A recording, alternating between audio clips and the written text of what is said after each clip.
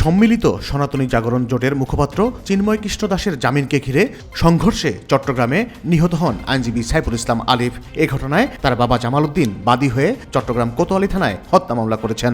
মামলায় ৩১ জন আসামিকে আসামি করা হয়েছে।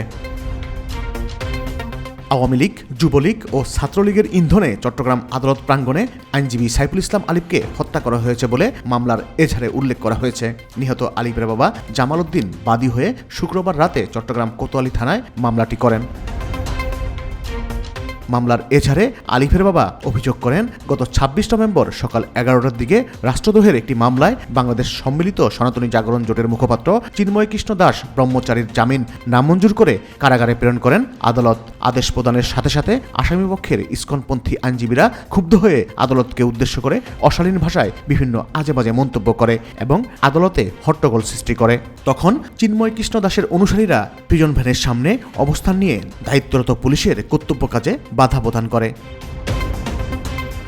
এজাহারে আরও উল্লেখ করা হয়, প্রিজন ভ্যানের সামনে থেকে বিক্ষুব্ধদের সরাতে আইনশৃঙ্খলা বাহিনী লাঠিচার্জ করলে আদালত চত্বর ত্যাগের সময় মসজিদ সহ আইনজীবী ও সরকারি গাড়ি ভাঙচুর করে ওরা। একই দিন বিকাল 4:30টার দিকে পূর্ব পরিকল্পিতভাবে তার ছেলে অ্যাডভোকেট মোহাম্মদ সাইফুল ইসলাম আলিফ বাসায় যাওয়ার সময় তার মুখে দাড়ি দেখে আসামিরা তাকে নির্মমভাবে কুপিয়ে গুরুতর জখম করে। এ সময় তারা বহিষ্কৃত ইসকন নেতা চিন্ময় দাসের নামে জয়ধ্বনি দেয়।